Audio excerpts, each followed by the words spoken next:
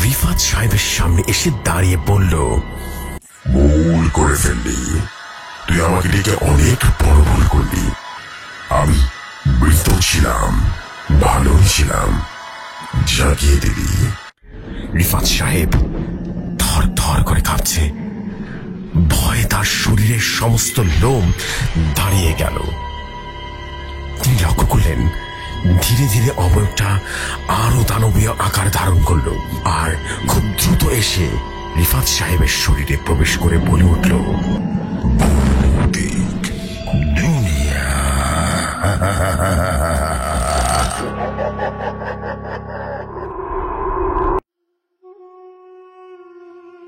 যেভাবে লেখা আছে সেভাবেই পড়ছি।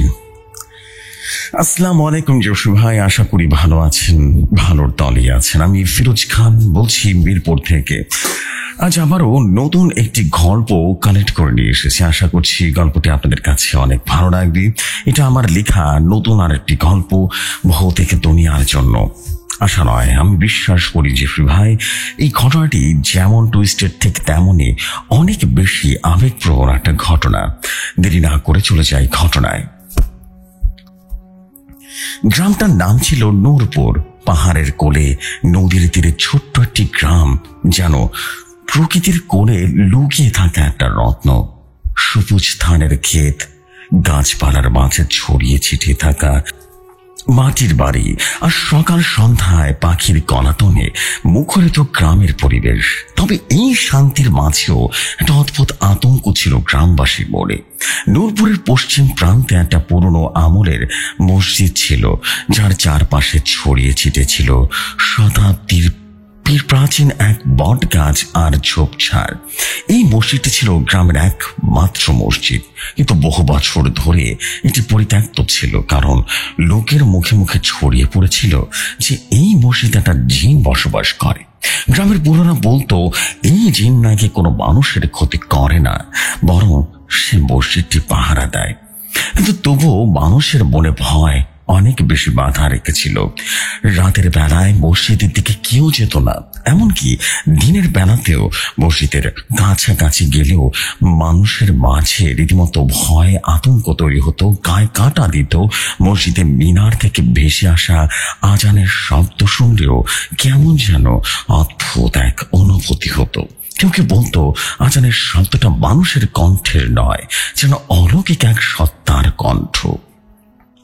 নূরপুর গ্রামে একদিন সন্ধ্যার সময় একজন অপরিচিত ব্যক্তি এলেন।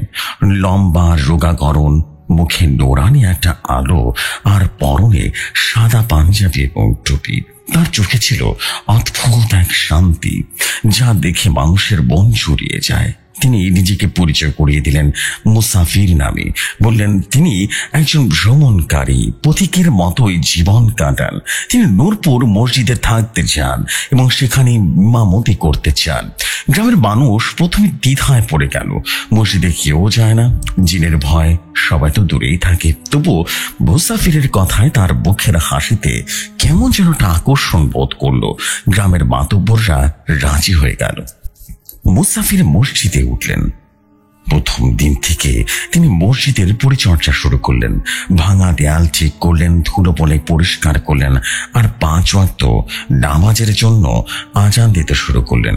তার কণ্ঠে আজান শুনে গ্রামের মানুষ হতভম্ব হয়ে গেল। এত মধুর, এত শান্তির আজান তারা আগে কখনো শুনেনি। ধীরে ধীরে কৌতূহলী কিছু যুবক মসজিদে যেতে শুরু করলো। তারা দেখলো মুসাফির একা একা নামাজ পড়েন, কিন্তু তার ইমামতির ধরনে এমন একটা মায়া ছিল যে মানুষের মন টানত। আমার কোনো বাড়ি নেই, কোনো পরিবার নেই, আমি শুধু আল্লাহর ইবাদতের জন্য এখানে এসেছি। মুসাফির একদিন গ্রামের কয়েকজন মানুষের সঙ্গে কথা বলতে বসলেন। তার কথায় কেমন যেন অলৌকিক একটা ভাব ছিল। তোমরা এই মসজিদে এসো, এখানে শান্তি আছে, এখানে আল্লাহর রহমত আছে, বিশ্বাস করো। মাস কয়েকের মধ্যেই নূরপুরের মসজিদে আবারও হঠাৎ করে জীবন ফিরে পেল। মুসাফির সে ইমামতিতে নামাজ পড়তে গ্রামের মানুষ ভিড় জমাতে শুরু করলো। শিশুরাও মসজিদের উঠোনে খেলতে আসতো। মুসাফির তাদের সঙ্গে হাসি বুক করে গল্প করতেন, কখনো কখনো তাদের মাথায় হাত বুলিয়ে দিতেন। গ্রামের মানুষ মনে রীতিমতো ভয় কেটে গেলেও তারা ভুলে গেল যে মসজিদে নিয়ে একটা সময় কত গল্পই না প্রচলিত ছিল। কিন্তু রাতের বেলায় যখন গ্রাম ঘুমিয়ে পড়ত, মসজিদের ভেতর থেকে অদ্ভুত এক শব্দ ভেসে আসতো। কখন যেন সেও ফিস ফিস করে কথা বলতো, কখনো কেউ পায়ের শব্দ শুনত। গ্রামের কেউ কেউ এই শব্দটা শুনলেও মুসাফিরের উপস্থিতি তাদের মনে সাহস জন্মে দিত। তারা ভাবত মুসাফিরের মতো একজন নিকার মানুষ যদি মসজিদ থাকেন তাহলে তাদের ভয়ের কিছু নেই।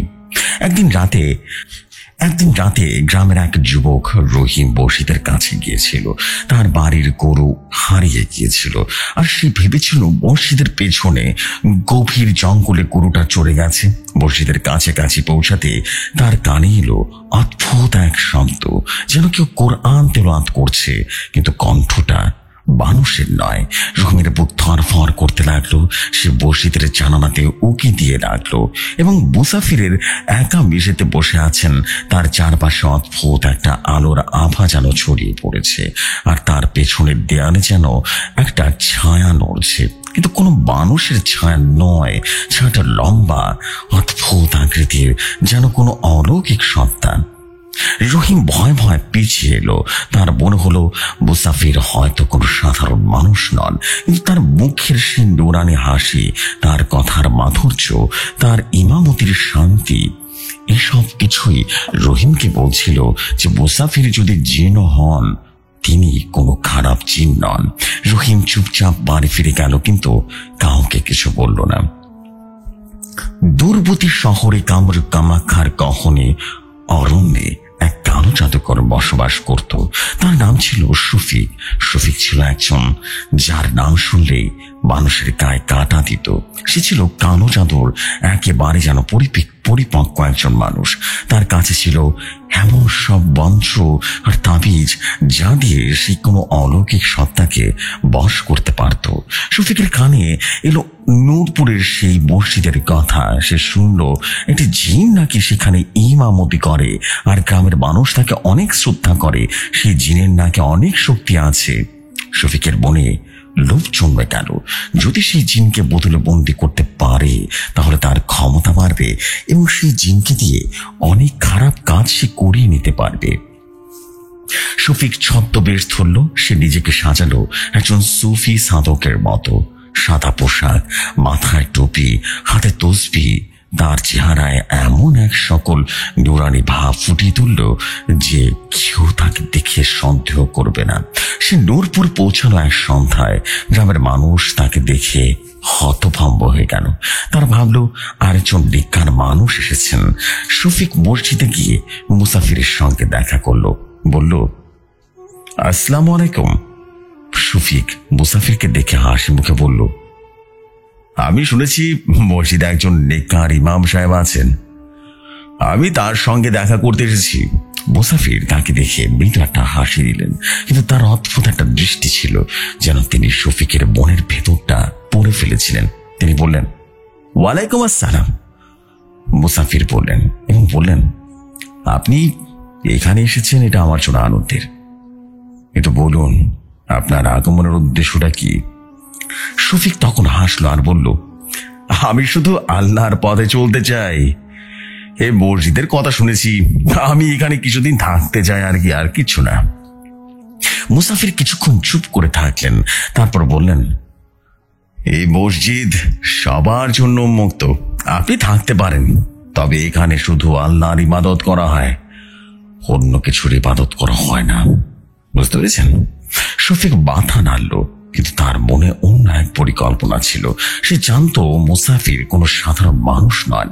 তার কাছে এক বিশেষ তাবিজ ছিল যা দিয়ে সে কোনো এক জিনকে বোতলে বন্দী করতে পারে। সে ঠিক করলো সে মুসাফিরকে বন্ধ করবে। বা বন্দি করবে, কিন্তু তার জন্য সঠিক সময়ের অপেক্ষা করতে হবে। কয়েকদিন পর গ্রামে অদ্ভুত কিছু ঘটনা ঘটতে শুরু করলো। রাতের বেলায় মানুষের ঘরের চালে পায়ের শব্দ শোনা যেত। কখনো কখনো কেউ যেন জানালায় টোকা দিত। গ্রামের মানুষ ভয় পেতে শুরু করলো। তারা মনে করলো হয়তোবা মুসাফিরের আগমনের পর জিনরা অসন্তুষ্ট হয়েছে। কিন্তু মুসাফিরের প্রতি তার বিশ্বাস এতটাই গভীর ছিল যে তারা তাকে কিছুই বলতে পারল না। শফিক এই সুযোগটাই নিল। সে গ্রামের মানুষের মাঝে গুজব ছড়াতে শুরু করলো। এই মুসাফিরকে কেউ জানে না তার আসল পরিচয়, হয়তো সে কোনো জিন, সে আমাদের পথে ভুল দেখাচ্ছে, বুঝতে পেরেছেন? গ্রামের কিছু মানুষ তার কথায় কান দিল। তারা গোমরাহ হয়ে গেল। তারা মুসাফিরের প্রতি সন্দেহ প্রকাশ করলো। কিন্তু মুসাফির তখনও মসজিদে নিয়মিত নামাজ পড়াতেন, তার কণ্ঠে আজান দিতেন আর মানুষের মনে শান্তি ছড়াতেন। তবুও শফিকের গুজব ধীরে ধীরে গ্রামে এক প্রকার ছড়িয়ে পড়ল। এক রাতে শফিক মসজিদে গেল। সে তার তাবিজটা হাতে নিয়ে মুসাফিরের পেছনে দাঁড়ালো। মুসাফির তখন নামাজে মগ্ন। শফিক মঞ্চ পড়তে শুরু করলো, কারণ সে আজ বোতলে বন্দি করার যেভাবে হোক চেষ্টা চালাবে। হঠাৎ মসজিদের ভেতরে একটা ঠান্ডা হাওয়া বইতে শুরু করলো। মুসাফির ধীরে ধীরে মাথা তুললেন। তার চোখ ছিল অগ্নি স্ফুলিঙ্গ। তুমি কে? সত্যি করে বলো। তিনি গম্ভীর কণ্ঠে বললেন, তোমার কালো জাদু এখানে কাজ করবে না। শফিক তখন হাসল আর বলল, তুমি জিন তাই না? আমি তোমাকে বন্দি করব। তোমার সময় শেষ হয়ে এসেছে। মুসাফিরের চেহারা হঠাৎ করে পাবলিকে গেল এবং হুট করে তার মানুষের রূপের পেছনে এক অলৌকিক আকৃতি ফুটে উঠল। বিভৎস তার রূপ ধারণ করলো। গ্রামের মানুষ যারা তখন মসজিদে ছিল ভয়ে চিৎকার করে পালিয়ে গেল। মুসাফির শফিকের দিকে তাকিয়ে বললেন, আমাকে বন্দি করা সম্ভব নয়। আমি ফিরে আসবো আর তুমি আমাকে মারতে পারবে না আর পালাতেও পারবে না তখন। এরপর মুসাফির চোখের সামনেই অদৃশ্য হয়ে গেলেন। মসজিদের ভেতরে শুধু শফিক দাঁড়িয়েছিল, তার হাতে তাবিজ, কিন্তু তার চোখে এক প্রকার ভয় ছিল। সে জানতো মুসাফির সত্যি ফিরে আসবে। নূরপুর গ্রামে মুসাফির অদৃশ্য হয়ে যাওয়ার পর থেকে একটা অস্বাভাবিক নীরবতা বিরাজ করলো। মসজিদে যেটি কিছুদিন আগেও মানুষের পায়ে পায়ে জমাট ছিল, সেটা আবারও পরিত্যক্ত হয়ে পড়ল। গ্রামের মানুষের মনে এক প্রকার ভয় ফিরে এলো। তবে এবার ভয়টা ছিল বেশ অন্যরকম। মুসাফিরের সে অলৌকিক রূপ দেখার পর গ্রামবাসীরা কেমন যেন সন্দেহ আর আতঙ্কের মাঝে ডুবে গেল। তারা নিজেদের মধ্যে ফিসফিস করে কথা বলতো, মুসাফির কি সত্যি জিন ছিল? তাহলে কেন সে আমাদের মাঝে এত শান্তি ছড়িয়েছিল? ঘটনা কি? সে যদি খারাপই জিন হবে তাহলে তো অনেক কিছু খারাপ হয়ে যেত আমাদের এতদিনে। শফিক ছদ্মবেশী কালো জাদুকর এই সুযোগটায় কাজে লাগালো। সে মসজিদ থেকে গেল। প্রতিদিন সকালে সে সুফি সাধকের মতো রীতিমতো গ্রামের মানুষদের সঙ্গে মিশতে শুরু করলো। তার কথাবার্তায় এমন একটা মায়া ছিল যেন মানুষ তার প্রতি আকৃষ্ট হয়ে যেত। সে বলতো, শোনো শোনো শোনো, সত্যি কথা বলছি, মুসাফির তোমাদের ভুল পথ দেখিয়েছে এতদিন। সেটা জিন ছিল, সে মানুষের রূপ ধারণ করে তোমাদের বিভ্রান্ত করেছিল। আমি এসেছি তোমাদের সঠিক পথ দেখাতে, বুঝতে পেরেছো? আমি সে যে কিনা তোমাদের সঠিক পথ দেখাতে শুরু করবো আজকে থেকে। তোমরা বিভ্রান্ত হবে না আজকের পর থেকে, বুঝতে পেরেছো? আর এই ছোট্ট গ্রামে একটাই মাত্র মসজিদ। তা আমি চাই সবাই আমাকে তোমরা বিশ্বাস করো। আমি কোনো খারাপ কিছুর উপদেশ দিচ্ছি না তোমাদের। গ্রামের কিছু মানুষ, বিশেষ করে যারা মুসাফিরের অলৌকিক রূপ দেখেছিল, শফিকের কথায় মুহূর্তে কান দিল। তারা ভাবতে শুরু করলো হয়তোবা মুসাফির সত্যি তাদের ক্ষতি করতে চেয়েছিল। কিন্তু অনেকে যারা মুসাফিরের ইমামতিতে নামাজ পড়েছিল, তার নুরানি মুখের হাসি দেখেছিল, তারা শফিকের কথায় বিশ্বাস করতে পারল না। তবুও গ্রামে একটা বিভ্রান্তি পরিবেশ তৈরি হয়ে গেল। শফিক মসজিদের একটা কোণে ছোট্ট একটা ঘরে থাকতো। রাতের বেলায় যখন গ্রামে ঘুমিয়ে পড়তো, সে তখন কালো জাদুর সরঞ্জাম নিয়ে বসতো। তার কাছে ছিল অদ্ভুত ধরনের এক তাবিজ, কালো কাপড়ে মোড়া বই আর কিছু মাটির পাত্র, যার ভেতর থেকে তীব্র গন্ধ বের হতো।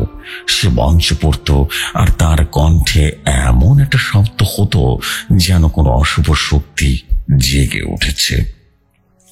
মসজিদের দেয়ালে যেন সেই শব্দে কেঁপে উঠত।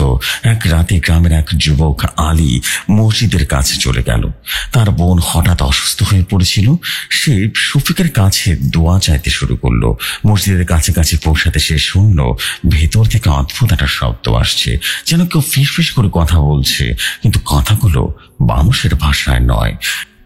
আলী জানালার উকি দিয়ে দেখল শফিক একটা মাটির পাত্রের সামনে বসে আছে। তার হাতে একটা তাবিজ আর চারপাশে কালো ধোঁয়ার মতো কিছু ভেসে বেড়াচ্ছে। আলীর গায়ে কাঁটা দিল। সে চুপচাপ পিছিয়ে এলো, কিন্তু তার মনে হলো শফিক হয়তোবা তাকে দেখে ফেলেছে। পরদিন থেকে গ্রামে অদ্ভুত ঘটনা শুরু হলো। প্রথমে গ্রামের কয়েকজন বাচ্চা অসুস্থ হয়ে পড়ল। তাদের জ্বর হতো, কিন্তু কোনো ওষুধে কাজ হতো না। তারা রাতের বেলায় দুঃস্বপ্ন দেখতো আর বলতো, একটা কালো ছায়া আমাদের পেছনে লেগেছে। গ্রামের মানুষ ভয় পেতে শুরু করলো। তারা শফিকের কাছে গিয়ে সমাধান চাইল। শফিক হাসি মুখে বলল, এটা মুসাফিরের কাজ। সে জিন, আর সেই গ্রামে অভিশাপ ছড়িয়েছে। আমি তোমাদের বাঁচাতে পারি। শফিক গ্রামবাসীদের কাছে কিছু তাবিজ বিতরণ করলো। সে বলল, এই তাবিজ তোমাদের ঘরে রাখো, এটা জিনের হাত থেকে রক্ষা করবে তোমাদেরকে। কিন্তু তাবিজগুলো পড়ার পর থেকে মানুষের অবস্থা আরো খারাপ হতে শুরু করলো। গ্রামের বুড়োরা বলতে লাগলো, এইটা কোনো সাধারণ অসুখ নয়, এর পিছনে কোনো অশুভ শক্তি কাজ করছে, বুঝতে পেরেছো? এক রাতে গ্রামের মাঝখানে একটা অদ্ভুত ঘটনা ঘটলো। মধ্যরাতে যখন সবাই ঘুমিয়েছিল, হঠাৎ একটা গম্ভীর কণ্ঠ ভেসে এলো, শফিক, তুমি গ্রামের ক্ষতি করছো। আমি আবারও ফিরবো। আমি তোমাকে প্রতিহত করব। সময় হলে আমি আবারও ফিরবো। কণ্ঠটা ছিল মুসাফিরের। গ্রামের প্রতিটি ঘরে সে আওয়াজ শোনা গেল। মানুষ ভয় ভয় জেগে উঠল। তারা বাইরে বেরিয়ে দেখলো মসজিদের মিনারে একটা অদ্ভুত আলো জ্বলছে, কিন্তু মুসাফিরের কোনো চিহ্ন নেই। শফিকে এই ঘটনায় শুধু ঘাবড়ে গেল, কিন্তু সে নিজেকে সামনে নিল। সেই গ্রামবাসীকে বলল, এটা জিনের কৌশল, সে তোমাদের ভয় দেখাতে চায়। আমার তাবিজে ভরসা রাখো। কিন্তু গ্রামের মানুষের মনে সন্দেহ গাঢ় হতে শুরু করলো। তারা ভাবতে লাগলো, মুসাফির যদি জিনি হয়, তাহলে কেন এতদিন তাদের কোনো ক্ষতি করেনি? আর শফিক যদি সত্যি নিকার হয়, তাহলে গ্রামে কেন এত অসুখ বিসুখ বাড়ছে? পিশাচে কেন আক্রমণ হচ্ছে? এক সপ্তাহ এভাবেই চলে গেল। গ্রামে ভয়াবহ ঘটনা শুরু হলো। রাতের বেলায় গ্রামের পথে অদ্ভুত ছায়া দেখা যেত। কখনো কখনো মানুষের ঘরের জানালায় কেউ যেন দাঁড়িয়ে থাকতো। গ্রামে একজন বুড়ি খাদিজা এক রাতে চিৎকার করে উঠল। তিনি বললেন, আমি দেখেছি একটা কালো ছায়া, তার চোখ দুটো জ্বলতেছে। সে আমার দিকে তাকিয়ে হাসতেছিল। খাদিজার কথা শুনে মানুষ আরো বেশি ভয় পেয়ে গেল। তারা শফিকের কাছে গিয়ে বলল, আপনি আমাদেরকে বাঁচান, আমি এই অভিশাপ থেকে মুক্তি চাই। শফিক হাসলো। তার হাসিতে একটা অদ্ভুত ক্রূরতা ছিল। সে বলল, এই অভিশাপ থেকে মুক্তি পাওয়ার একটা উপায় আছে। তোমাদের একটা বলি দিতে হবে, বলি, এবং সেটা যেমন তেমন বলি হলে হবে না। সবাই তখন বলল, কেমন বলি? একটা নিষ্পাপ শিশুর বলি দিতে হবে। গ্রামবাসীরা সবাই রীতিমতো তার কথায় হতভম্ব হয়ে গেল। শিশুর বলি? কি বলতেছেন সব? রহিম সে মুসাফিরের অলৌকিক রূপ দেখেছিল। সে রীতিমতো রাগে ফেটে পড়ল আর বলল, এইটা কি বলতেছেন আপনি? এটা ইসলামিক শিক্ষা? কোথাও কি বলেছে বলি দেওয়ার কথা? আপনি কে? শফিক শান্ত গলায় বলল, আমি তোমাদের বাঁচাতে চাই। করবে না কি করবে না এটা তোমাদের ব্যাপার। এই অভিশাপের মুক্তি শুধুমাত্র বলি দিয়ে ভাঙা যাবে। অনেক প্রাচীন রীতি এটা, অনেক প্রাচীন। তোমরা জানো না, কিচ্ছু জানো না। এই গ্রামের শয়তানের ছায়া নেমে এসেছে, আর এই শয়তানকে একটা বলি দিতে হবে। সেটা বলির অপেক্ষায় আছে। শয়তান চায় সবার সম্মুখে একটা বলি হোক, তাহলেই সে সবাইকে ছেড়ে দিবে, অভিশাপ মুক্ত করে দিবে। আর যতদিন সবার সামনে এই বলি হবে না, ততদিন এভাবে হত্যালীলা চালিয়ে যাবে। অনেক মানুষ ভয় পেতে থাকবে, সারা রাত মানুষকে জ্বালাবে শয়তান। তাই বলছি, এই বলি অনেক প্রাচীন রীতি, তোমাদের দিতে হবে। কেউ বুঝতেই পারেনি এই কথার মানেটা কি, কেননা এই কথার মানে হলো শয়তানের কাছে একটা বলি দিয়া, এবং সে শয়তানের মাধ্যমে শফিক চেয়েছিল নিজের শক্তিকে আরো বাড়িয়ে তোলা। কিন্তু রহিমের মনে এক প্রকার সন্দেহ গাঢ় হলো। সে গ্রামের কয়েকজন যুবককে নিয়ে শফিকের বিরুদ্ধে কথা বলতে শুরু করলো। তারা ঠিক করলো তারা শফিকের উপরে নজর রাখবে। এক রাতে গ্রামের প্রতিটি মানুষ একই স্বপ্ন দেখা শুরু করলো। স্বপ্নে তারা মুসাফির নামের সেই ইমামকে দেখলো। তার মুখে সেই নুরানি হাসি, কিন্তু চোখে ছিল এক গভীর দুঃখ। সে বলল, শফিক তোমাদের ধোঁকা দিচ্ছে। সে একজন কালো জাদুকর। সে আমাকে বন্দি করতে চেয়েছিল, কিন্তু আমি পালিয়ে এসেছি। সে এখন তোমাদের ধ্বংস করতে চায়। আমি ফিরে আসব, আমি অবশ্যই ফিরে আসব, পূর্ণ শক্তি নিয়ে ফিরে আসব, যেন তাকে আমি শেষ করে দিতে পারি। আমি তোমাদের বাঁচাবো, তোমরা চিন্তা করিও না। সকালে গ্রামের মানুষ জেগে উঠে একে অপরের সাথে স্বপ্নের কথা বলতে শুরু করলো। তারা অবাক হয়ে গেল যে প্রত্যেকে একই স্বপ্ন দেখেছে। রহিম বলল, এটা মনে হচ্ছে কোনো সাধারণ স্বপ্ন নয়। মুসাফির আমাদেরকে সতর্ক করেছেন। আমাদের শফিকের উপর অবশ্যই নজর রাখতে হবে এবং তাদের বিরুদ্ধে অবশ্যই কিছু করতে হবে। কিন্তু শফিক ততক্ষণে গ্রামের মানুষের মনের ভেতরে ভয় ঢুকিয়ে দিয়েছিল। তাকে বিশ্বাস করাতে শুরু করেছিল যে একটা শিশুর বলি যেভাবে হোক দিতেই হবে। গ্রামের কিছু যুবক ভয় আর হতাশায় গ্রামের বাইরে থেকে একটা বাচ্চা চুরি করে আনার পরিকল্পনা করলো। তারা জানতো না এই কাজ তাদের গ্রামকে আরো গভীর অন্ধকারে ডুবিয়ে নেবে। নূরপুর গ্রামে এখন অন্ধকার যেন ধীরে ধীরে আরো বাড়তে শুরু করলো। শফিকের কালো জাদুর প্রভাবে গ্রামের প্রতিটা ঘরে মানুষ ধীরে ধীরে অসুস্থ হয়ে যাওয়া শুরু করলো। শিশুদের কান্না, বুড়োদের আর্তনাদ আর যুবকদের মুখে হতাশার ছায়া। মসজিদে যেটি অসময়ের শান্তির আশ্রয় ছিল, এখন ভয়ের কেন্দ্রবিন্দুতে পৌঁছে গেল। শফিক ছদ্মবেশী কালো জাদুকর গ্রামের মানুষের মনে এক প্রকার ভয় ঢুকিয়ে দিয়েছে যে তারা তার কথার বাইরে কিছুতেই পারছে না যেতে। তার শেষ প্রভাব একটা নিষ্পাপ শিশু বলি। গ্রামবাসীর মনে আতঙ্ক, দ্বিধা জাগিয়েছে, কিন্তু ভয় আর অসহায়তার মাঝে ধীরে ধীরে তারা রীতিমতো ওই পথে পা দিচ্ছিল। কেননা তারা তো মূর্খ ছিল। তারা কোনটা সত্য, তারা মিথ্যে, এটা বুঝতে পারতো না। গ্রামের কিছু যুবক যারা শফিকের কথায় বিশ্বাস করেছে, পাশের গ্রাম থেকে একটা শিশু চুরি করার পরিকল্পনা করলো। রহিম যে মুসাফিরের প্রতি এখনো বিশ্বাস রাখে, তাদের থামানোর চেষ্টা করছে, কিন্তু তারা কথায় কেউ যেন শুনছে না। গ্রামের মুসাফিরের গায়েবী আওয়াজ তার স্বপ্নের সতর্কতা বার্তা শুনলেও মানুষের মনে শফিকের ছড়ানো গুজব বেশি প্রভাব ফেলেছিল। তারা মনে করেছিল মুসাফির এই অভিশাপের মূল। এক সন্ধ্যায় গ্রামের পশ্চিম প্রান্তে বট গাছের নিচে কয়েকজন যুবক জড়ো হয়ে গেল। তারা নেতৃত্ব ছিল সেই হাসান, একজন গরম মাথার যুবক। সে শফিকের কথায় পুরোপুরি বিশ্বাস করেছে। তার পাশে ছিল আরো তিনজন, করিম, সেলিম এবং ফারুক। তারা চুপি চুপি কথা বলছিল, যেন কেউ তার কথা না শুনে ফেলে। আমরা আর দেরি করতে পারবো না, হাসান গম্ভীর গলায় পড়ল। গ্রামের প্রতিদিন মানুষ মরছে। শফিক সাহেব ঠিকই বলেছেন, এ অভিশাপ থেকে মুক্তি পেতে হলে বলি তো দিতেই হবে, কিছু করার নেই। পাশের গ্রামে কি আমাদেরকে চিনবে না? চলো, অন্ধকারে একটা বাচ্চা নিয়ে আসবো। করিম একটু দ্বিধায় পড়ে গেল আর বলল, কিন্তু এটা কি ঠিক হবে? একটা নিষ্পাপ শিশুরে বলি? আমি জানতাম শয়তানের নামে নাকি বলি দিতে হয়, তাহলে নাকি কালো জাদুকররা অনেক বেশি শক্তি পায়, কিন্তু এখানে তো সব উল্টো হইতেছি। বলে দিলে কি আদৌ আমাদের অভিশাপ মুক্ত হবে নাকি অভিশাপ বাইরে যাবো? কেমন জানি আমার কাছে কনফিউজ লাগতেছে।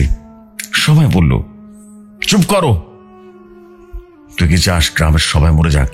হ্যাঁ, শফিক সাহেব বলেছেন এটা ছাড়া আর কোনো গতি নেই আমাদের। দেখছিস না, কদিন আগে একজন অসুস্থ হয়ে গেছে, পর তো তার পচাগোলা লাশ পাওয়া গেল। আর গত পরশু দিনই তো। মনে নেই তোমার? হ্যাঁ, মনে নেই তোমার? কিচ্ছু দেখি মনে নেই। হ্যাঁ, বিরাজ ভাই কিভাবে ভয়ঙ্কর ভাবে চিৎকার করতে করতে রক্ত বমি করতে করতে মারা গেল। পড়ে গেছো না? সব ভুলে গেছো? প্রত্যেকটা মানুষ অসুস্থ হয়ে গেছে। সেলিম মাথা নাড়লো আর বলল, আমারও ভয় লাগতেছে, কিন্তু গ্রামের কি অবস্থা? আমাদের ছোট বোন গত 3 দিন ধরে জ্বরে পড়ে যেতেছে, কোন ওষুধে কাজ করতেছে না। আমরা একটা না একটা কতজন মরবে আল্লাহ তাআলা জানে। রহিম যে দূর থেকে কথাগুলো শুনছিল আর থাকতে পারলো না, সে এগিয়ে এলো আর বলল, তোরা কি পাগল হয়ে গেছিস নাকি? হ্যাঁ, একটা শিশুকে মারবি? এটা কোন ধর্মে লেখা আছে? হ্যাঁ, শফিক তোদের বাধা খেয়ে ফেলেছে, বুঝতে পেরেছিস? মুসাফির সাহেব আমাদের সব নিয়ে এসে বলেছেন শফিকে অভিশাপ ছড়াচ্ছে, আমাদেরকে গোমরাহ করছে। গোমরাহ কেন বুঝতে পারছিস না? হাসান রাগে রীতিমতো লাল হয়ে গেল আর বলল, মুসাফির জিন, সে আমাদের ভুল পথ দেখিয়েছে, তুই এখনো তার কথা বলছিস? হ্যাঁ, তুই কি আমাদের শত্রু? বল, সত্যি করে বল।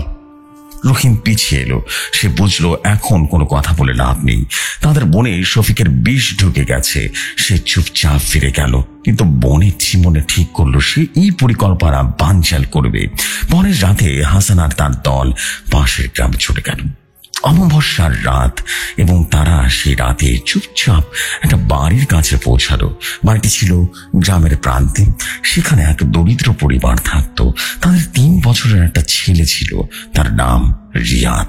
রিয়াদের মা রাতে দরজা খোলা রেখেছিল, কারণ গরমে ঘরে ঢোকা যাচ্ছিল না। হাসান আর করিম চুপি চুপি ঘরে ঢুকলো। রিয়াদ তখন মায়ের পাশে ঘুমিয়েছিল। তারা দ্রুত রিয়াদকে ঘরে তুলে নিয়ে রীতিমতো বাইরে চলে এলো।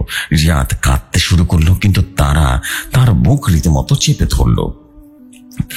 যখন তারা নূরপুর দিকে ফিরে যাচ্ছিল, হঠাৎ একটা ঠান্ডা হাওয়া বইতে শুরু করলো। গাছের পাতা সর সর করে উঠলো, আর দূর থেকে কেউ একজন ফিস ফিস করে বলে উঠলো, ফিরে যাও, ফিরে যাও, এই পাপ করো না। হাসানের গায়ে রীতিমতো কাঁটা দিল।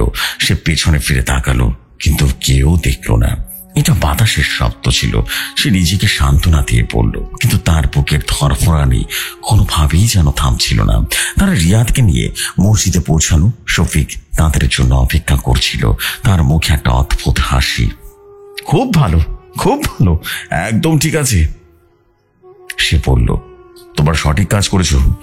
এই শিশুর বলি দিলে আমার ধারণা এই গ্রাম অভিশাপ একেবারে মুক্ত হয়ে যাবে, বুঝতে পেরেছো? চিন্তা করো না, চিন্তা করো না। রহিম এই ঘটনা জানতে পারলো। সে গ্রামের কয়েকজন বুড়োকে নিয়ে মসজিদে চলে গেল। তারা শফিকের সঙ্গে কথা বলতে চাইল। এইটা কি করতেছেন আপনি? রহিম চিৎকার করে বলল, একটা নিষ্পাপ শিশুকে মারবেন আপনি? এটা কোন ধর্মের শিক্ষা? হ্যাঁ, আপনি কে? আপনার কথা আমাদের কেন বিশ্বাস করতে হবে সেটা বলুন। শফিক আবারও শান্ত গলায় বলল, এটা তোমাদের বোঝার দরকার নেই, এটা অনেক প্রাচীন রীতি, আমি আগেই বলেছি। এই শয়তান একটা বলি চায়, আমি যেটা বুঝতে পারছি। তারা সে একটা বলি চায়, এবং সবাই সামনে সে চায় তোমরা সবাই একটা তার নামে বলি দিয়ে তাকে সন্তুষ্ট করো। তাকে সন্তুষ্ট করলেই একমাত্র এই অভিশাপ ভাঙা যাবে। কেন বুঝতে পারছো না? তোমাদের উপর শয়তান সন্তুষ্ট হবে, তখন তোমাদের এই রোগ, তারপরে এই যে তোমরা যে মারা যাচ্ছ, তোমাদের এই কালো ছায়া বা অভিশাপ মুক্ত হয়ে যাবে। কেন বুঝতে পারছো না? কেন বিশ্বাস করছো না আমাকে? রহিম আর তার সঙ্গীরা রিয়াদকে ফিরিয়ে নেওয়ার চেষ্টা করলো, কিন্তু শফিকের কয়েকজন অনুগত যুবক তাদেরকে ঠেকিয়ে দিল। রহিম অসহায় ভাবে ফিরে গেল, কিন্তু তার মনে একটাই চিন্তা, মুসাফির কোথায়? কেন তিনি এখনো ফিরে আসেননি? শফিকের কালো জাদুর প্রভাবে গ্রামের এখন পিশাচের আনাগোনা বেড়ে গেছে। রাতের বেলায় গ্রামের পথে অদ্ভুত এক ছায়া দেখা যায়। কখনো কখনো মানুষের ঘরে জিনিসপত্র নিজে নিজেই নড়ে ওঠে। গ্রামের একজন মহিলা ফাতেমা এক রাতে দেখলো তার অদ্ভুত আকৃতি একটা ছায়া ফুটে উঠেছে। আকৃতিটা যেন একটা মুখের মতো, তার চোখ দুটো জল জল করছে। ফাতেমা ভয়ে চিৎকার দিয়ে উঠলো, আর চিৎকার শুনে পাশের ঘরের মানুষ ছুটে এলো। কিন্তু তারা এসে দেখলো দেখলো দেয়ালে কিছুই নেই। গ্রামের মৃত্যুর সংখ্যা এদিকে বাড়তে শুরু করলো।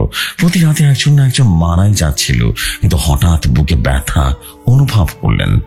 কেউ অদ্ভুত দুঃস্বপ্ন দেখে আর জাগতো না।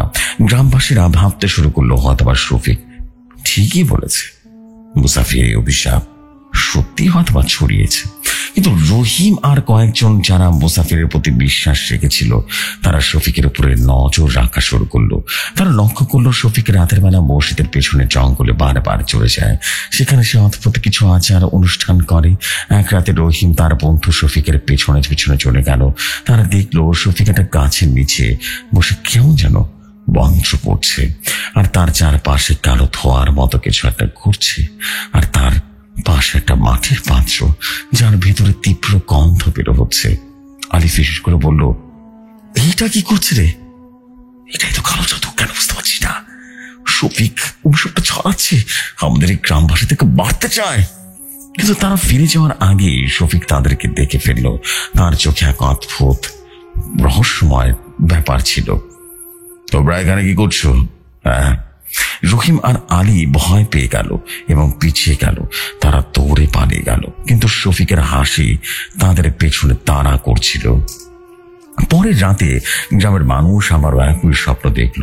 মুসাফির তাদের সামনে দাঁড়িয়ে, তার মুখে দুঃখ কিন্তু চোখে দৃঢ়তা। শফিক তোমাদের ধ্বংস করছে, সে বলল। সে আমাকে বন্দি করতে চেয়েছিল, কিন্তু আমি পালিয়েছি। সে এখন তোমাদের ঈমান নষ্ট করতে চায়।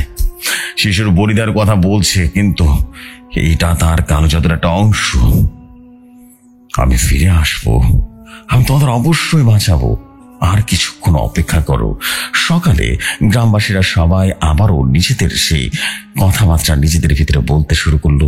এবার গ্রামবাসীদের মধ্যে আবারও সে সন্দেহ জাগলো। তারা ভাবতে লাগলো হয়তো মুসাফির ঠিকই বলেছে। রহিম এই সুযোগে গ্রামের মাতব্বরের সঙ্গে কথা বলল আর বলল, শফিক আমাদেরকে ধোঁকা দিচ্ছে। আমি তাকে কারো সাথে করতে দেখেছি, আমাদের তাকে থামাতে হবে। কিন্তু শফিক ততক্ষণে তার পরিকল্পনা গুছিয়ে নিয়েছে। সে ঘোষণা করলো অমাবস্যার রাতে শিশুর বলি দেওয়া হবে। গ্রামবাসীরা ভয় অসহায়ের মতো তার কথা মেনে নিল। রাতকে মসজিদের একটা ঘরে আটকে রাখা হলো, কেননা সে একমাত্র ছটফট করছিল শুধুমাত্র। শিশুটি কাঁদছিল, কিন্তু তার কান্না কেউ শুনছিল না। অমাবস্যায় রাত চলে এলো। মসজিদের চারপাশে অদ্ভুত এক নিরাপত্তা বিরাজ করছিল। শফিক মসজিদের উঠোনে একটা বেদি তৈরি করেছে, আর তার চারপাশে অদ্ভুত একটা চিহ্ন আঁকা। গ্রামবাসীরা দূর থেকে দাঁড়িয়ে দেখছে, তাদের মুখে ভয়, কিন্তু কেউই কিছু বলছে না। রহিম আর আলী গ্রামের কয়েকজন যুবককে নিয়ে শফিককে থামানোর চেষ্টা করলো, কিন্তু শফিকের অনুগতরা তাদের ঠেকিয়ে দিল। শফিক রিয়াদকে বেদির উপরে শুইয়ে দিল। শিশু কাঁদছে, অদ্ভুত ভাবে কেঁদে যাচ্ছে। তার কান্নায় গ্রামবাসীর বুক থরথর করে কাঁপছে। শফিক একটা রামদা হাতে নিল। সামনে তার আগুন জ্বলছে, আর একটা জায়গায় তার একটা বাটি আছে। সেই বাটিতে তার মুন্ডুটা রাখবেন বেড়ে। তার চোখে এক অদ্ভুত রহস্য জেগে উঠেছে। সে বিড়বিড় করে মন্ত্র পড়তে শুরু করলো। অন্ধকার যত গভীর হচ্ছে, চারিদিকের পরিবেশ ততই ভারী হয়ে উঠছে। হঠাৎ মসজিদের চারপাশে একটা ঠান্ডা বাতাস বইতে শুরু করলো। গাছের পাতা যেন সর করলো। গ্রামবাসীরা ভয় পিছিয়ে গেল। বেদির উপরে শুয়ে থাকা শিশু রিয়াদের কান্না গ্রামবাসীর বুক ছিঁড়ে দিচ্ছিল, কিন্তু ভয় আর অসহায়তায় তার পাথরের মতো দাঁড়িয়েছিল। মসজিদের চারপাশ ঠান্ডা হাওয়া করেছিল। গাছের পাতা আবারও শব্দ করে কাঁপছিল, যেন প্রকৃতি নিজেই এই অপকর্মের বিরুদ্ধে প্রতিবাদ জানাচ্ছে। শফিকের মুখে ছিল এক ক্রূর হাসি, তার চোখে জল জল করছে। সামনে ভয়াবহ এক আগ্নিকুণ্ড যেন চারিদিকে বেড়েই চলেছে। রহিম, আলী আর গ্রামের কয়েকজন যুবক পাশে দাঁড়িয়ে দাঁড়িয়ে দেখছে। তাদেরও রীতিমতো হাত পা কাঁপছে, তাদের পা অসাড় হয়ে গেছে। রহিমের মনে মুসাফিরের কথা বারবার ফিরে আসছিল। সে বলেছিল সে ফিরে আসবে, কিন্তু সে কোথায়, কেন আসলো না? রহিম ফিসফিস করে বলল। আলী তার কাঁধে হাত রেখে বলল, আমাদের কিছু একটা করতে হবে। আমরা এই শিশুকে আমরা মরতে দিতে পারি না, আমার অনেক খারাপ লাগছে। কিন্তু শফিকের অনুগতরা তাকে ঘিরে দাঁড়িয়েছিল। হাসান যে শিশুটিকে চুরি করে এনেছিল তার দিকে ধমক দিয়ে বলল, পিছিয়ে যাও, এই গ্রামের মনগুলোর জন্য এগুলা হচ্ছে, তোরা চিন্তা করবে সব ঠিক হয়ে যাবে। শফিক রান্দাটা উঁচিয়ে ধরলো, তার মঞ্চ পাঠ করা শুরু করলো। তীব্র হলো সে মঞ্চের আওয়াজ। মসজিদের চারপাশে কালো ধোয়ার মতো কিছু একটা ঘুরতে শুরু করলো। গ্রামবাসীরা ভয় পিছিয়ে গেল। রিয়াদের কান্না যেন আরো জোরালো হলো। হঠাৎ করে শফিকের হাতটা রীতিমতো থেমে গেল। তার চোখে এক অদ্ভুত ভয় যেন ফুটে উঠল। সে অনুভব করলো তার হাত অবশ হয়ে আসছে। রামদা তার হাত থেকে ঠাস করে মাটিতে পড়ে গেল। মাটিটা থরথর করে কাঁপতে লাগলো এবং ঝনঝন করে একটা শব্দ হলো। এইটা কি, এইটা কি? শফিক ফিস ফিস করে বলল। তার চারপাশে এক আলো যেন তীব্র হওয়া শুরু করলো, আর চারপাশের হাওয়া যেন তীব্র হলো। মসজিদের মিনার থেকে একটা আলোক রশ্মি রীতিমতো বেরিয়ে এলো, যেন কেউ সেখানে দাঁড়িয়ে আছে। গ্রামবাসীরা অবাক হয়ে তাকিয়ে রইল। শফিকের মুখ ফ্যাকাশে হয়ে গেল। সে পেছন ফিরে তাকালো, আর তখনই সে দেখলো রিয়াদের চেহারা পাল্টে গেল।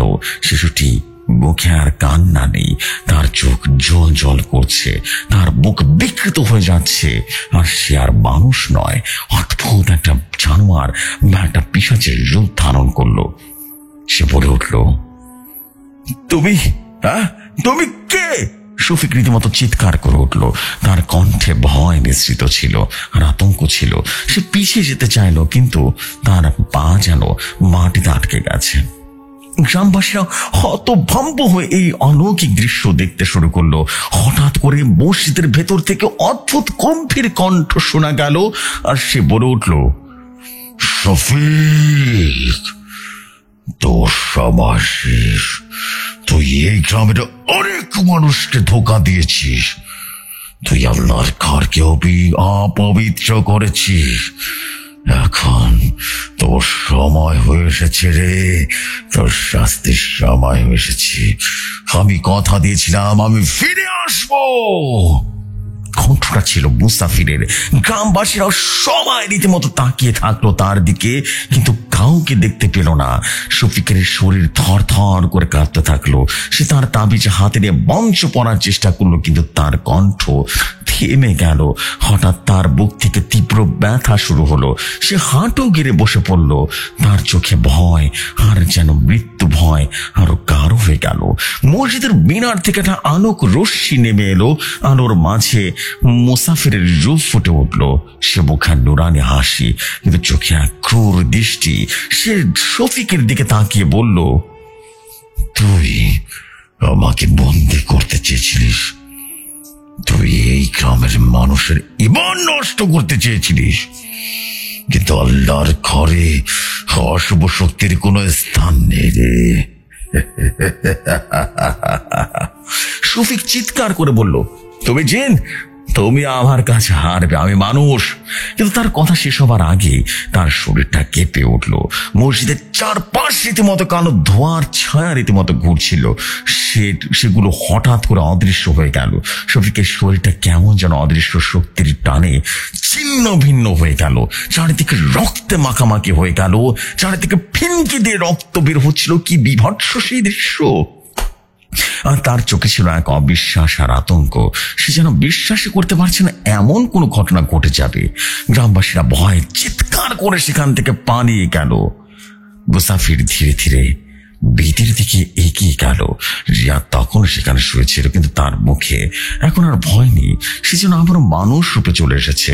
সে ঘুমিয়ে পড়েছে, যেন কিছুই হয়নি। মুসাফির শিশুটির মাথায় হাত পরিয়ে দিল, তারপর গ্রামবাসীর দিকে ফিরে পড়ল, আমি মুসাফির, আমি মুসাফির, এই মসজিদের রক্ষক। হ্যাঁ, আমি একজন জিন। আমি মুসলিম জিন, আমি রক্ষাকারী জিন, কিন্তু আমি তোমাদের কোনো ক্ষতি করিনি। শফিক ছিল একজন কালো জাদুকর। সে আমাকে বন্দি করতে চেয়েছিল আর তোমাদের ভুল পথে নিয়ে গিয়েছিল। মুসাফির গ্রামবাসীদের সামনে দাঁড়িয়ে পুরনো ঘটনা খুলে বলল, আমি গত 100 বছর ধরে এই মসজিদে পাহারা দিয়ে এসেছি। আমি কখনো তোমাদের ক্ষতি করতে চাইনি। আমি চেয়েছি মসজিদ আল্লাহর ইবাদতের জায়গা থাকুক, তোমরা আমার ভয় কখনো আসতে না। তোমরা সবসময় হাতে, এখানে অনেক সাউন্ড হয়, অনেক শব্দ হয়, তোমরা আশেপাশে আসতে অনেক ভয় পেয়েছিলে, তাই তোমরা এটাকে অ্যাভয়েড করে চলতে। আমি যেদিন মানুষ রূপে আসলাম সেদিন তোমরা আমাকে বিশ্বাস করলে, এবং সেদিন থেকে তোমাদের এই গ্রামের এই মসজিদের ইমামতি করতে শুরু করলাম। আমি চেয়েছিলাম তোমাদের অবশ্যই আল্লাহর পথে নিয়ে যেতে। আর এই শফিক আমাকে বোতলে বন্দি করতে চেয়েছিল, যাতে এই গ্রামে তার অশুভ শক্তি ছড়াতে পারে, আর এই গ্রামের অধিপতি সে হতে পারে। আল্লাহর নামে তোমাদেরকে শয়তানের নামে শয়তানের কাছে বলি দিতে পারে, বুঝতে পেরেছ? কিন্তু সে তাকে শেষ করতে পেরেছি। আমি চলে এসেছি, আল্লাহর রহমতে আমি এখন ফিরে এসেছি, তোমাদের আর কোনো ভয় নেই। গ্রামবাসীরা তার কথা শুনে হতভম্ব হয়ে গেল। তারা বুঝলো তারা শফিকের ধোকায় পড়েছিল।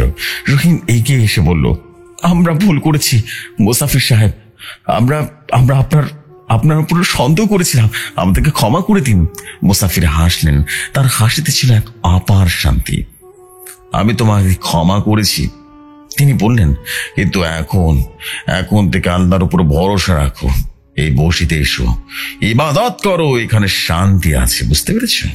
গ্রামবাসীরা মুসাফিরকে ঘিরে ধরলো, কেউ তার হাতে ধরে রীতিমতো কান্নায় ভেঙে পড়ল। একজন বুড়ি খাদিজা এগিয়ে এসে বলল, আপনি আমাদের রক্ষা করেছেন, আপনি আমাদের রক্ষক, আমরা কখনো আপনাকে ভুলবো না। মুসাফির তাদের দিকে তাকিয়ে বলল, চিন্তা করো না, আমার কাজ শেষ, আমি মসজিদটাকে পবিত্র রাখবো সবসময়, তোমরা চিন্তা করবে না, আমি সবসময় তোমাদের সাথে থাকবো। কিন্তু হ্যাঁ, আমাকে এখন চলে যেতে হবে, আমার কাজ আছে আমার জিন রাজ্যে। আমি আবারও আসবো, যখন তোমরা আমাকে স্মরণ করবে, অবশ্যই স্মরণ করবে, তখনই আমি আবারও ফিরে আসবো। পরদিন সকালে নূরপুর গ্রাম যেন নতুন করে ঝেঁকে উঠল। অভিশাপের ছায়া কেটে গেছে, মানুষের মুখে হাসি ফিরে এলো। জিয়াদকে তার মায়ের কাছে ফিরিয়ে দেওয়া হলো। গ্রামবাসী মসজিদে জড়ো হলো, তারা নতুন করে মসজিদের পরিচর্যা করলো। মুসাফিরের স্মৃতি তাদের মনে রয়ে গেল। গ্রামের কখনো অশুভ ঘটনা ঘটল না, মসজিদ আবারও শান্তি সৃষ্ট হয়ে গেল। রহিম আর আলী মসজিদের দায়িত্ব নিল। তারা প্রতিজ্ঞা করলো তারা মুসাফির জিনকে আবারও স্মরণ করবে। তারা চায় মুসাফির জিনকে তারা আজীবন তাদের এই গ্রামে এক সময়ের জন্য, সব সময়ের জন্য রাখতে। কেননা এমন একজন মানুষ বা জিন থাকলে তাদের গ্রামটা সব সময়ের মতো পবিত্র থাকবে। তারা চিন্তা করলো গ্রামের এক বয়োজ্যেষ্ঠ ব্যক্তি দ্বারা এই কাজটা করবে, এবং তারা ওই অনুযায়ী বয়োজ্যেষ্ঠ ব্যক্তি রহমত চাচার কাছে চলে গেলেন। রহমত চাচা চোখ বন্ধ করে তিনি মন্ত্র পড়তে লাগলেন এবং মুসাফির জিনকে স্মরণ করলেন। তিনি ছিলেন রহমত চাচা ছিলেন মূলত অনেক বুজুর্গ ব্যক্তি, আমির একজন লোক। তার কথায় মুসাফির জিন হাজির হলো এবং মুসাফির জিন বললেন, কেমন আছেন রহমত? আমাকে স্মরণ করলেন। রহমত বললেন, দেখুন, আপনি আমাদের অনেক উপকার করেছেন, আপনার উপর আমরা ঋণী। শুধু একটা রিকোয়েস্ট করতে চাই, অনুরোধটা আশা করি রাখবেন। আমরা চাই আপনি আজীবনের জন্য আমাদের এখানে থেকে যান, মানুষ রূপে থেকে যান।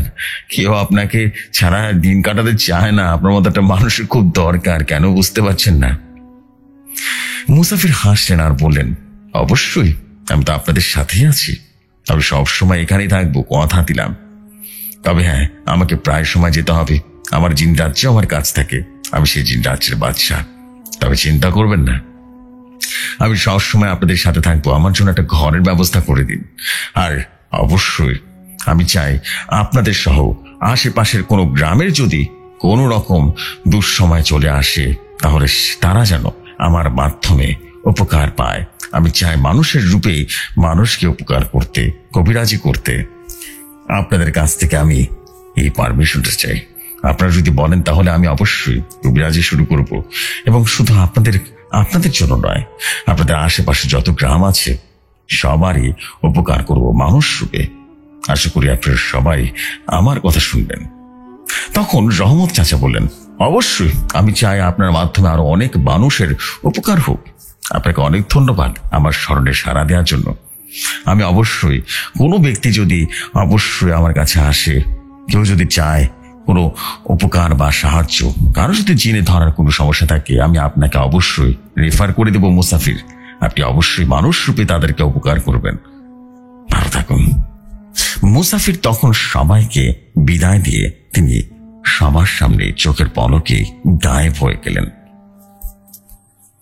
সো প্রাণপ্রিয় যশু ভাই, এটাই ছিল ইমাম জিনের ঘটনা। কেমন লাগলো ইমাম বা মুসাফির জিনের ঘটনা? আশা নয়, আমি বিশ্বাস করি আপনাদের কাছে অনেক ভালো লেগেছে। আর যদি ভালো লাগে তাহলে মুসাফির জিনের অনেক ঘটনা আমার কাছে আছে, আমি ইনশাআল্লাহ সময় করে ধীরে ধীরে লিখে আপনাদের কাছে পাঠিয়ে দেব। এতে করে আপনারাও মুসাফির জিনের ঘটনা অনেক বেশি আনন্দের সাথে শুনতে পারবেন। যে সময় যদি ভালো লাগে অবশ্যই আমাকে জানাবেন, আমি অবশ্যই মুসাফির জিনের ঘটনা কালেক্ট করার চেষ্টা করব। আসসালামু আলাইকুম, আমি ফিরোজ খান বলছিলাম বীরপুর থেকে।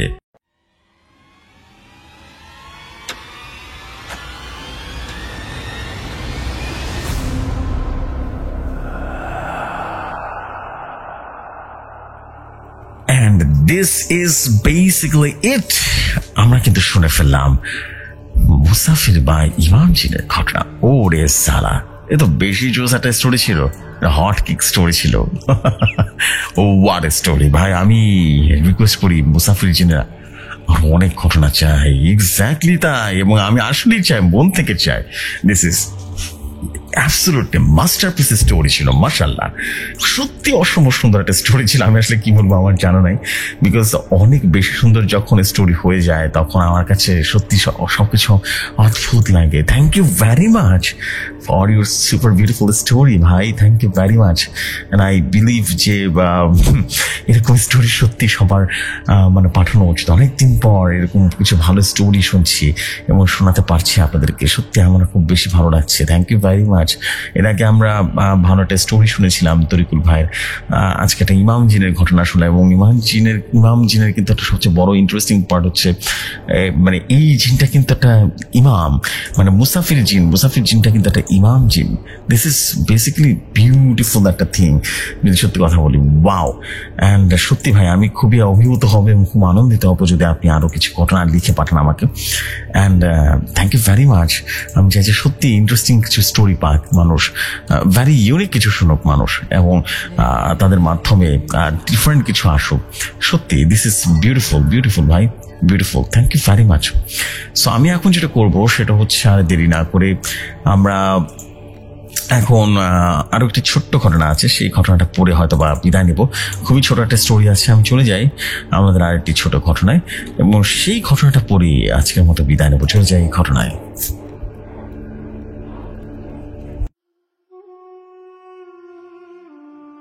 যেভাবে লেখা আছে সেভাবেই পড়ছি।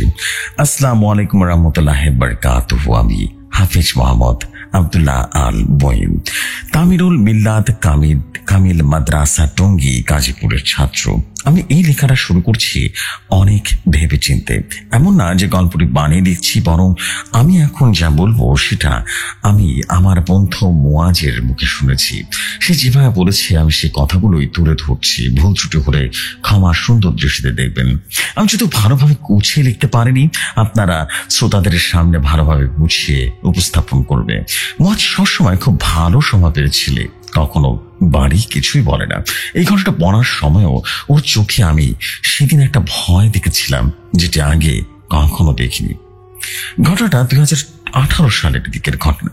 এই ঘটনার মূল চরিত্র সাজিদুল হক, মুয়াজ এবং আয়ুব। ওরা তখন এক বন্ধুর বাড়িতে কিছুদিন বেড়াতে গিয়েছিল। জায়গাটার নাম আমি বলছি না, গোপন রাখছি, কারণ ওটা এক বন্ধুর বাড়ির পাশে, তাই নাম গোপন রাখছি। তখন ডিসেম্বর মাস, আসরের নামাজের পর তারা তিনজন একটু ঘুরতে বের হয়। বাড়ির পেছনে মোটামুটি 200 মিটার দূরে হালকা বাগানের মতো ছিল। সেখানে একটা পুরনো টিন শেড দালান আছে, কেউ থাকতো না সেখানে, শুধু দরজা আর জানালা ভাঙাচোরা অবস্থায় টিকে ছিল। গাছপালায় ঘেরা জায়গাটা কেমন যেন একটু আলাদা একটা জগৎ ছিল। ওই বাড়িটা প্রায় 20 বছর ধরে বন্ধ ছিল, কেউ থাকে না, কেউ চায়ও না, কারণ হিসেবে লোকে বলে ওটা ভালো জায়গা না। আগে কেউ একজন আত্মহত্যা করেছিল বলে গুজব আছে। এবার কেউ বলতো যে একটা পরিবার এক রাতে সবকিছু ছেড়ে চলে যায় আর ফিরে আসে না। আবার শোনা যায় সেখানে এক ওঝা বাস করতো একটা সময়।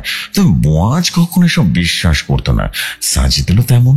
কিন্তু ওই বাড়ি নিয়ে মানুষদের একটা ভীতি সঞ্চার ছিল সব সময়। তারা বিকেলবেলা হাঁটতে হাঁটতে বাড়ির পেছনের জমিতে চলে যায়, সেখানে দাঁড়িয়ে কথাবার্তা বলছিল। হঠাৎ একটা শব্দ হয়, টিনের কিছু পড়ে যাওয়ার মতো করে। স্বাভাবিকভাবে মুয়াজ থেমে যায়, কিন্তু সাজিদুল জিজ্ঞেস করে, কিসের আওয়াজ হলো রে? ওই ঘরে ঢুকবি নাকি? মুয়াজ তখন বলে, পাগল হয়েছিস? এই এলাকায় মানুষজন কেউ কি আর বাড়ির ভিতরে ঢুকে না? সাজিদুল একটা সাহসী ছেলে ছিল, বলল, চল একটু দেখি, হয়তোবা কিছু না। কিসের এত ভয়? অনেকে না মুয়াজ আরেকজনকে নিয়ে বাইরে দাঁড়িয়ে থাকে, আর সাজিদুল দরজা ঠেলে ঘরে ঢুকে পড়ে। ঘরটা আসলে ভয়ঙ্কর একটা অন্ধকার ঘর ছিল।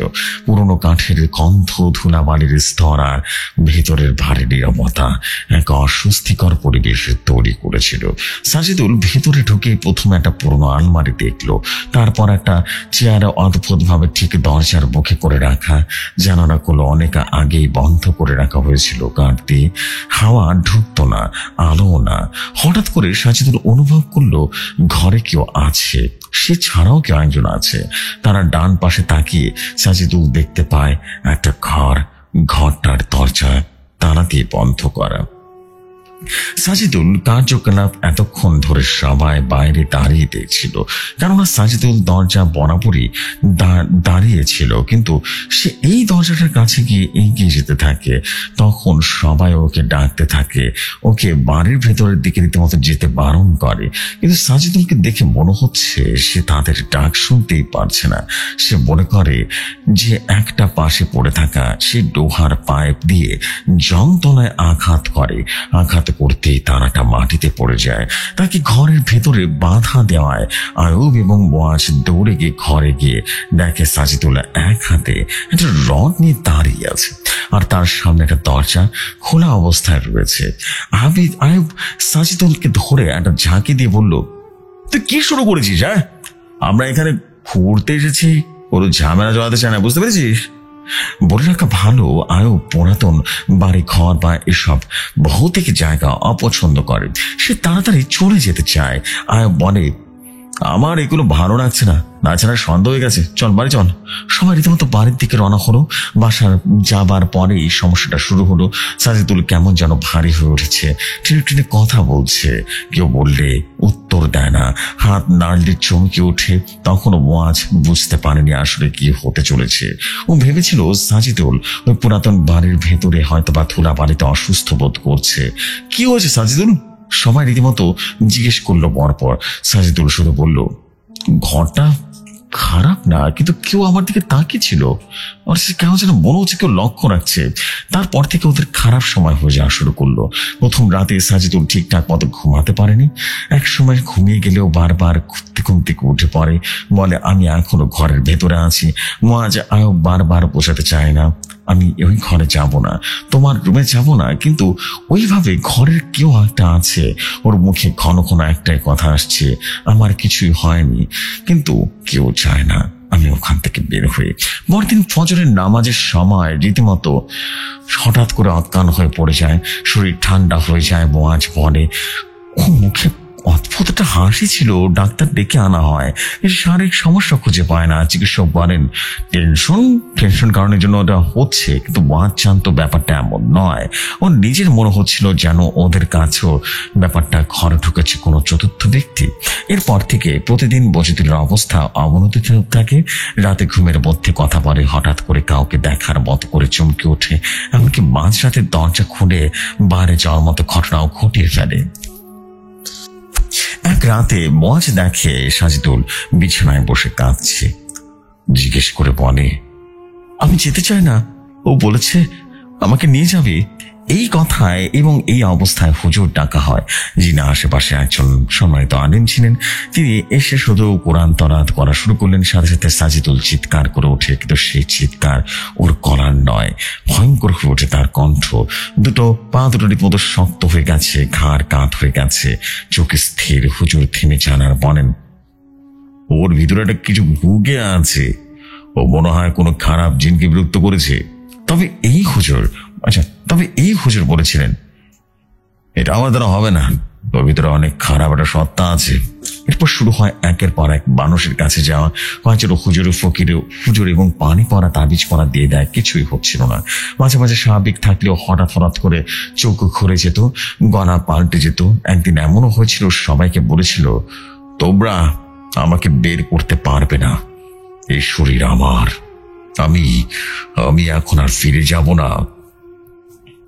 এই কথাগুলো শুনে অনেকে ভয় পেয়ে যায়। এমনকি ওর নিজের ভেতরেও এক পরিবার একটা সময় বলে, এটা চিকিৎসার বাইরে। মহাজ আরেকটা বন্ধু চলে যায় এই কবিরাজের কাছে, যিনি এই সব নিয়ে কাজ করেন বহু বছর ধরে। তিনি সবকিছু শুনে বললেন, ঘরটা 20 বছর ধরে বন্ধ কেন জানো?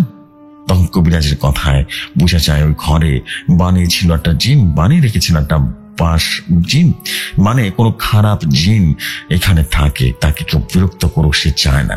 কবিরাজ বললেন, তোমার বন্ধুর ভেতর ঢুকে পড়েছে, সে আস্তানার দখলদার, সে শরীর ছেড়ে যাবে না যতক্ষণ না আস্তানায় কিছু একটা বদল না আনা হয়। এরপর সে কবিরাজ তার গুরুজনদের কাছে পাঠান। সেই গুরু 3 দিন বিশেষ এক আমল করলেন। তখনই ধীরে ধীরে পরিবর্তন হওয়া শুরু করলো সবকিছু। সাজিদুল প্রথমে 2 থেকে 3 দিন নীরব থাকলেন। 3য় দিনে হঠাৎ একটা ঝাঁকুনি দিয়ে উঠে পড়ে, আমাকে ছেড়ে দাও, আমি আর ফিরবো না। তারপর কয়েক মুহূর্তের জন্য একেবারে নিস্তব্ধ, তারপর আবারও ধীরে ধীরে স্বাভাবিক হতে থাকে। কবিরাজকে কি আমল দিয়েছিল সেটা মুয়াজ দেখেনি বা সে জানে না, এই জন্য বলতে পারলাম না। আরেক জিনিস খেয়াল করেছি, সেটা হলো কোনো হুজুর বা কবিরাজের জিনের নাম সরাসরি উল্লেখ করেননি। কবিরাজ চিকিৎসার পর সাজিদুল অনেকটাই সুস্থ হয়ে যায়, তবে এখনো রাতে একা থাকতে পারে না, পুরনো ঘর দেখলে ভয় পায়। ও 5 ওয়াক্ত নামাজ পড়ে, কোরআন পড়ে। আমি জানি আল্লাহ না বাঁচালে আমি এখন বাঁচতাম না। তারপর মুয়াজ বলে, আমি অনেক কিছু দেখেছি, কিন্তু সেদিন যা দেখেছি তা আমার জীবন দাগ কেটে দিয়েছে। ঘটনার জায়গাটাও আজও আছে, ঘরটা এখনো কেউ খোলে না। আমি এই ঘটনাটা বললাম যেন, কারণ হয়তো অনেকে আছে দুঃসাহস দেখিয়ে বিভিন্ন জায়গায় যায়, তারা যেন এই ব্যাপারে অনেক সাবধান হয়ে যায়। কোনো বাড়ি ঘর বেশি দিন খালি পড়ে থাকলে সেখানে জিনের বসবাস হয়ে যায়। আমার ঘটনাটা ভালো লাগলে প্রকাশ করবেন, আর আমার জন্য দোয়া করবেন। ঘটনা প্রকাশ করা হলে আমাকে জানাবেন। কৃতজ্ঞতা প্রকাশে আমি মোহাম্মদ আব্দুল্লাহ আল মুইন বলছিলাম।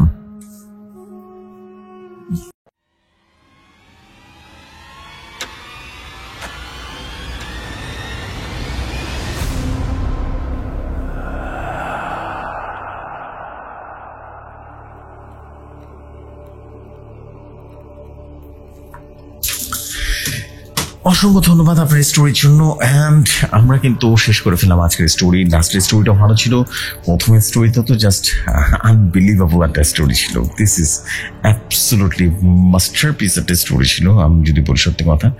এবং এখন যেটা বললাম সেটা অসাধারণ একটা স্টোরি ছিল। থ্যাংক ইউ ভেরি মাচ, খুব সুন্দর। অ্যান্ড সত্যি বলবো মাশাআল্লাহ অনেক ভালো ছিল। Thank you very much. আশা নয়, আমি বিশ্বাস করি যে এরকম আরো অনেক দারুণ সব স্টোরি আমরা শুনবো। অ্যান্ড ইন ফিউচার দারুণ ঘটনা দিয়ে কিন্তু সামনে আমাদের ভৌতিক দুনিয়া যেভাবে এগিয়ে যাচ্ছে, আমরা কিন্তু 1 লক্ষের কাছাকাছি চলেই যাচ্ছি ধীরে ধীরে, তাই নয় কি? আমি চাই যে এভাবে এই ঘটনাগুলো যেন মানুষের কাছে ছড়িয়ে যায় এবং অনেক মানুষ যেন সেটা শোনে এবং অনেকে এনজয় করে। সো আমি সত্যি আপনাদের কাছে অনেক বেশি আনন্দিত। আমি এখন যেটা বলবো সেটা হচ্ছে, আর দেরি করবো না, আমি এখন সরাসরি চলে যাব নেক্সট, মানে যেটাকে বলে যে আমি আর দেরি না করে আজকের মতো এখানে বিদায় নেব। ইনশাল্লাহ আগামীকাল আমি কিন্তু আজকে থেকে ইনশাল্লাহ আবারও ফিরে হয়েছি, মানে শুরু করেছি আবারও সে আগের মতো করে। অ্যান্ড ইনশাল্লাহ আমার আর দেরি করা চলবে না, আমি আজকের মতো এখানে বিদায় নিচ্ছি। বাট হ্যাঁ, কালকে আবারও ফিরে আসবো দারুণ রকম ভাবে, দারুণ সব স্টোরি নিয়ে। ততক্ষণ সবাই ভালো থাকুন, সুস্থ থাকুন। আসসালামু আলাইকুম, শুভরাত্রি সবাইকে।